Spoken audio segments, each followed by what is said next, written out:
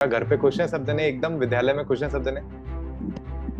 ऐसे सभी लोग एकदम खुश हैं और इसके साथ ही जो बरेली जिला है उसको टॉप 10 स्टूडेंट्स में से रैंक 5 को सिक्योर भी किया है। क्या बात है। इसके लिए तो बिल्कुल बिल्कुल सर। आप सामने होते तो माला पहना देता मैं आपको। ये तो होने भी तो इतने अच्छे से पढ़ाया था, जब इतना अच्छा कर्म करा तो फिर तो सच में बहुत अच्छा होगा। हाँ मतलब हमने सच में इतना मेहनत कर ली है ना उनके पीछे कि आप कम ला ही नहीं सकते, आप कम नंबर। हमने आपको इतना पढ़ा दिया है कि पेपर आता ही होगा आपको, तो आप कम नंबर कैसे लाओगे। ये एक हुआ है इस बार तो। सिलेबस तो लर्निंग सर का जल्दी कंप्लीट करा देता है। तो उसके बाद लास्ट में पीवाईक्यू क्वेश्चंस और सैंपल रहता है, वो लगाओ तो आसानी से हो जाएगा। हाँ जैसे सर मैं दिखाना चाहूंगा कि कब तक कितने क्वेश्चंस हैं जो इतने सारे पीवाईक्यू पेपर से तो मैंने लगाए हैं क्या असेंबली बात के है। बाद से, ये क्या सब बात है। कैपिटलाइज हैं। नमस्ते। जी नमस्ते सर। नमस्ते आयुष। तो जी आयुष कैसा रहा 10वीं में आपका परीक्षा का परिणाम, और खुश तो लग रहे हो देखो आप, है ना। जी सर, आपसे मिलकर तो दुगनी खुशी हो रही है। अरे क्या बात है। तो कहाँ से हो आयुष आप। हम उत्तर प्रदेश के बरेली जिले के छोटे से दूसरे पत्रिका पूर्वी से। अच्छा, बरेली के पास से बोल रहे हैं आप। जी। बरेली का झुमका शायद फेमस कुछ ज्यादा ही है ना। जी सर। अच्छा। जी। तो आप बताओ आयुष, कैसा रहा रिजल्ट। इस बार का जो रिजल्ट था वो सच कुछ काफी अमेजिंग था। एक तो उत्तर प्रदेश बोर्ड ने जो कॉपी चेकिंग की थी वो ज्यादा ही मतलब खतरनाक की थी। बहुत ज्यादा टफ थी। तो उसके कारण जो जो थोड़ा एक्सपेक्टेशन था उससे थोड़ा तो कम रहा है, लेकिन बाय द वे बाकी सब तो काफी अच्छा था। क्या बात है, मेरे को यही पूछना था अगला सवाल कि अपेक्षा के अनुसार नंबर आ रहे हैं या कम आ रहे हैं। तो आपने बता ही दिया कि थोड़े तो कम आ रहे हैं। कितने कितने रहे अलग अलग सब्जेक्ट जी। में। सर हमारे नंबर थे ड्राइंग में, सबसे बड़े ड्राइंग में थे 100 आउट ऑफ 100। क्या बात है, शानदार। ऐसा ड्राइंग में 100 आउट ऑफ 100 थे। एंड हिंदी में 97। हाँ सर, हिंदी में 97 अंक थे। इंग्लिश में 91 अंक थे, जो भी थोड़े एक्सपेक्टेशन से ज्यादा कम हो गए। मैथमेटिक्स में 93। एंड साइंस में 94। एंड सोशल साइंस में 90। क्या बात है, सब में 90 से ऊपर ही है। मिनिमम तो 91 ही थे आपके, और मैक्सिमम तो 100 में से 100 ही ले आए। और मेरे को लग रहा है दो चार नंबर काट लिए होंगे। अब देखो वही ना, इंग्लिश हिंदी में तो आप क्या कुछ बोल भी नहीं सकते कि कहाँ काटे। तो उनको यस। राइटिंग ठीक नहीं लगी, लिटरेचर सब्जेक्ट है उन्होंने कम कर दी। तो बाकी तो शानदार मार्क्स लाए हो, दिल खुश हो गया सुन करके, एकदम बाग बाग हो गया। घर पे खुश हैं सब जने एकदम, विद्यालय में खुश हैं सब जने। यस सर, सभी लोग एकदम खुश हैं और इसके साथ ही जो बरेली जिला है उसको टॉप 10 स्टूडेंट्स में से रैंक 5 को सिक्योर भी किया है। क्या बात है। इसके लिए तो बिल्कुल बिल्कुल सर। आप सामने होते तो माला पहना देता मैं आपको, मंगवा करके। Thank you sir. ऐसा। और बहुत बहुत अच्छा, बहुत अच्छा। और उसके अलावा जी। आपने आपका एड्रेस भेज दिया है टीम को। और सर एक्चुअली टीम से जो सपोर्ट नंबर था उस पर बात की थी, तो मैम ने कहा था कि वो एक दो दिनों के बाद खुद एड्रेस के लिए फोन या मैसेज हाँ, करेंगे। अभी जो मैम है ना जिनसे आपकी बात हुई, दीक्षा मैम से, तो दीक्षा मैम को आप जी। आपका एड्रेस डिटेल में भेज देना। जी सर। है ना, तो हम कुछ छोटा सा उपहार भेजने का प्रयास है। तो ठीक देखते हैं, हम सफल हो जाएंगे, भेज देंगे आपको, चिंता वाली बात नहीं है। और उसके अलावा आगे क्या प्लान है फिर आयुष। है आगे सर, स्ट्रीम सिलेक्शन में तो हमने मैथ को चूज किया है। ठीक है, तो पीसीएम के साथ जा रहे हो ऐसा। Yes sir. बहुत ही बढ़िया। और कुछ सोचा है कि आईएएस बनेंगे, या फिर हम आईआईटी जाएंगे, या फिर हम क्या करेंगे, ऐसा कुछ सोचा है। सर एक्चुअली पूरा जो मतलब वो बहुत से लोग होते हैं जिनको पूरा करियर कोर्स होता है, उनको अच्छे से पता होता है। बट ऐसा नहीं है, हमने भी मैथ को चूज किया क्योंकि वो अच्छा लगता है सब्जेक्ट। बाकी धीरे धीरे पढ़ेंगे तो आगे करियर के बारे में पता चलता रहेगा कि सही कैसे बात है, करना है। सही बात है, बिल्कुल सही बात है। तो कोई टेंशन नहीं है, बढ़िया आप पढ़ाई करो, और आपने आप पता चल जाएगा समय आने पर। और उसके अलावा आयुष, राजस्थान आना होगा क्या आपका। सर इस साल तो नहीं हो पाएगा क्योंकि काफी हमने मतलब कंफर्मेशन किया था, बट इस बार तो नहीं होगा, लेकिन अगले साल पॉसिबल है आना। तो याद तो रहो, रखोगे ना, आओगे ना फिर मिलने, तो या भूल जाओगे। सर बिल्कुल, बिल्कुल याद रखेंगे। आपके करंट पे नंबर आए हैं। अच्छा, बहुत ही बढ़िया। तो घर पे सबको पता था कि आप ऑनलाइन से ही पढ़ रहे हो, स्कूल में हाँ भी। मैं तो सभी बोला था। हमने लर्निंग से जो उड़ान बैच था उसको 19 अप्रैल को ज्वाइन कर लिया था। अच्छा। देन उसके बाद हम जब स्कूल गए हैं तो स्कूल गए हैं जो मतलब 10 मई के बाद जो एक बार पेपर होते हैं, हम तब डायरेक्ट स्कूल गए हैं, उसके बाद स्कूल ही नहीं गए, क्योंकि पढ़ाई लेने से होती रहती है सब्जेक्ट वाइज। जब लगातार डायरेक्ट पेपर देने स्कूल पहुंचे, सब टीचर को लग रहा था कि पेपर इतने दिनों के बाद छुट्टी में कहीं घूमने चले गए होंगे, पेपर भी कल हो गए। पेपर में हमने सब पूरा खोल कर दिया, सब टीचरों को फिर मतलब अंदेशा हो गया कि पक्का कहीं ना कहीं से कुछ कर रहे हैं। तो बाद में हमने अब रिजल्ट आया तक हमने सभी को अच्छे से बता दिया कि हमने लर्निंग से पढ़ाई की थी। और जो हमारे ग्रुप में बच्चे हैं, जो जूनियर्स हैं, उन्होंने सभी ने अब लर्निंग से यूट्यूब चैनल पे वीडियो देखना स्टार्ट भी कर दिया है। क्या और बात है, सभी लोग खुश हैं, हैप्पी हैं। क्या बात है, दिल खुश हो गया, आपने तो दिल को ही छू लिया एकदम।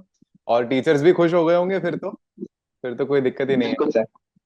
क्या बात है, शानदार। जी। तो आयुष, फिर नानी के घर कब जा रहे हो घूमने, गर्मी की छुट्टियों में?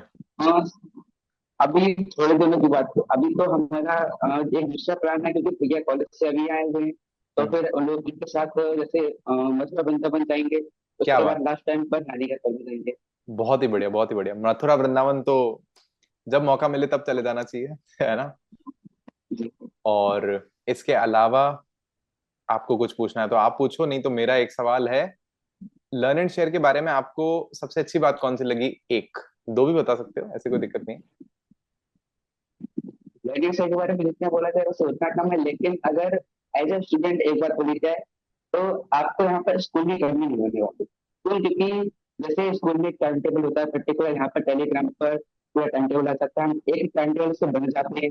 सभी टीचर इतने इतने फ्रेंडली बहुत अच्छे से पढ़ाते हैं। नोट्स जब हम बनाते हैं तो बिल्कुल लगता ही नहीं कि हम कहीं बाहर बैठे हैं, और बिल्कुल डिस्ट्रक्शन भी नहीं होता। हम जैसे क्लास चल रही होती है, अब तो आपने तो सर स्टार्ट किया है कि मतलब आप हैंड रिटेन नोट्स बनवाते हैं डायरेक्ट बोर्ड पर। तो उससे तो हमको बहुत आसानी हो जाती है, बाद में 1 घंटा देना भी नहीं पड़ता कि लेक्चर को नोट करना है। तो सभी टीचर एकदम फ्रेंडली है। सबसे अच्छी बात है ये कि हमें स्कूल की कमी नहीं होने वाली है, अगर हम ऑनलाइन बैठ भी जाए। हाँ, ये बढ़िया बात है। बस दिक्कत कहाँ आती है कि ना, स्कूल भी जा रहे हैं, फिर शाम को 4 घंटे क्लास भी ले रहे हैं, और फिर वो फंस जाते हैं वो स्टूडेंट्स। वो डबल डबल होता है ना, 11 ट्वेल्थ में ज्यादा दिक्कत आती है। तो जो स्टूडेंट्स थोड़े स्कूल कम जा रहे होते हैं, या स्कूल का टाइम जिनका कम होता है, जैसे 12 1 बजे छुट्टी हो गई, तो उनको दिक्कत नहीं आती। कुछ कुछ स्कूल के बच्चों की होते 4 बजे छुट्टी हो रही है, 5 बजे घर पहुंच रहे हैं, फिर वो कह रहे हैं अब हम कैसे देखें ऐसे। क्लासेस। तो उनके साथ दिक्कत होती है। तो 11वीं में आप ये बात ध्यान देना है ना, 11वीं 12वीं में ये जी। दिक्कत हो सकती है, लेकिन नहीं होने देंगे। अभी आप देख लो ना, उत्तराखंड में 2 स्टेट टॉपर्स आए हैं लर्नर सर के स्टूडेंट्स ये सर। 12th क्लास में। और 12th में राजस्थान में देखो आप, राजस्थान में मैं केमिस्ट्री ले रहा हूँ अभी, तो 12 स्टूडेंट्स के 100 में से 100 नंबर आए हैं केमिस्ट्री में। हाँ, है ना। और ऐसे 59 स्टूडेंट्स थे कल तक, जो हमारे पास में डेटा था, केवल राजस्थान में, जिनके 90% से ऊपर आए। ये तो होने की तो इतने अच्छे से पढ़ाया था, जब इतना अच्छा कर्म करा है तो फिर तो सबको बहुत अच्छा होगा। हाँ, मतलब हमने सच में इतना मेहनत कर ली है ना उनके पीछे, कि आप कम ला ही नहीं सकते आप कम नंबर। हमने आपको इतना पढ़ा दिया है कि पेपर आता ही होगा आपको, तो आप कम नंबर कैसे लाओगे? ये एक हुआ है इस बार तो। और रियलिटी में जो लैंग्वेज सब्जेक्ट होती है, हम कहने लगता है कि आधा पेपर हमको आने से पहले ही पता होता है कि क्या आने वाला है, क्योंकि सही बात। पहले से कंफर्म होता है कि इसमें से क्वेश्चन आएगा। और बाकी तो सब अच्छे से बनाया हुआ होता है।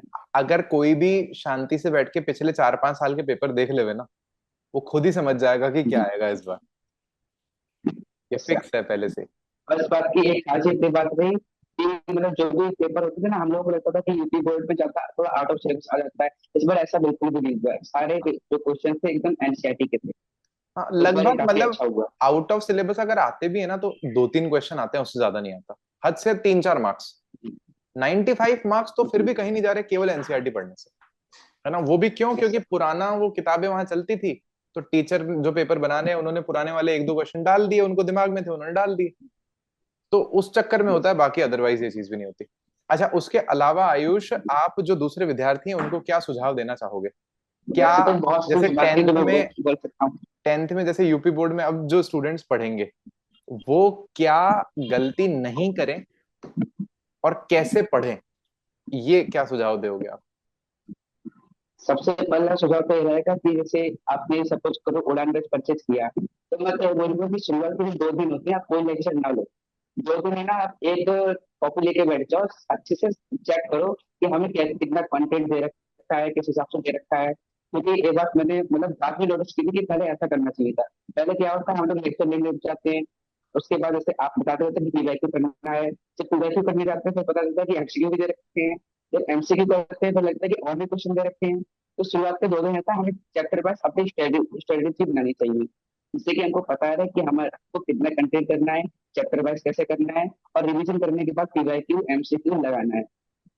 और दूसरी बात तो जो हम बोल सकते हैं, से आपने पीवाईक्यू एमसीक्यू रिवीजन कर लिया अच्छे से, एक आपको हर सब्जेक्ट की एक्स्ट्रा कॉपी भी बनानी है। उस कॉपी में आपको क्या करना होता है, जैसे आपने भी कई बार बताया कि जो भी क्वेश्चन डिफिकल्ट होते हैं, जो कि हमको पीवाईक्यू में नहीं बनते, एमसीक्यू में नहीं बनते, तो वो हम उस कॉपी में नोट करें। ऐसे करके मैंने किया था और बहुत हेल्प थी। एनसीईआरटी का रिवीजन करने के बाद भी अगर करना होता है तो उसको करेंगे तो काफी आसानी होने वाली है। करेक्ट, परफेक्ट है, यही स्ट्रेटजी अगर स्टूडेंट्स रखें तो बेस्ट है। अगर आपने चैप्टर पढ़ने के बाद अगर पीवाई क्यूज ही कर लिए तो कुछ बचा ही नहीं फिर तो। आपको पता ही है कि पेपर में क्या और ही आ मुझे रहा लगता है है। सिलेबस तो लैंग्वेज सर बहुत जल्दी कंप्लीट करा देता है।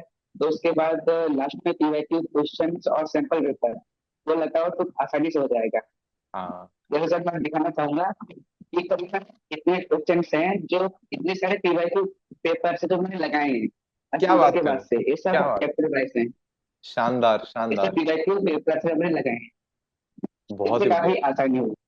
Okay okay. जो क्वेश्चन पेपर थे वो तो एप्लीकेशन पर अवेलेबल थे, हाँ हाँ, बाकी ये जो लगे हुए हैं ये ओएमआर शीट है। सही ओएमआर बात है। शीट का भी रिविजन हो गया अच्छे से। क्या बात है, शानदार शानदार शानदार, मजा आ गया आयुष। अब आपको कुछ पूछना है तो पूछो। एंड अब तो एंड सर आपके लिए एक पूरी टीम के लिए एक छोटी सी 4-5 लाइनें हैं जो हमने लिखी है। अरे बिल्कुल। समाज को सत्य की राह दिखाने वाले हो आप, दीपक के तेज के समान ज्ञान का तेज फैलाने वाले हो आप, सभी विषयों में पारंगत एक अद्भुत सितारे हो आप, और मेरे लिए तो ब्रह्मा विष्णु शंकर सबके संपन्न हो। ये तो आपने बहुत बड़ी उपाधि दे दी। इस इतनी बड़ी उपाधि के हम जो हैं वो लायक नहीं है, लेकिन हाँ, हम दास जरूर हैं। जो आपने जिन ब्रह्मा विष्णु महेश के लिए कहा है, हम उनके दास जरूर बनने का प्रयास कर रहे हैं, और ऐसे ही आपके पीछे लगे रहेंगे जितना आप, जब तक सफल नहीं हो जाते ना जीवन में। 2 4 5 साल और सफर है आपका पढ़ाई का। अच्छा एक गोल निर्धारित करके चलना आप, और कुछ अगर मेरे से आवश्यकता हो तो आप मुझे बताना व्हाट्सएप पर।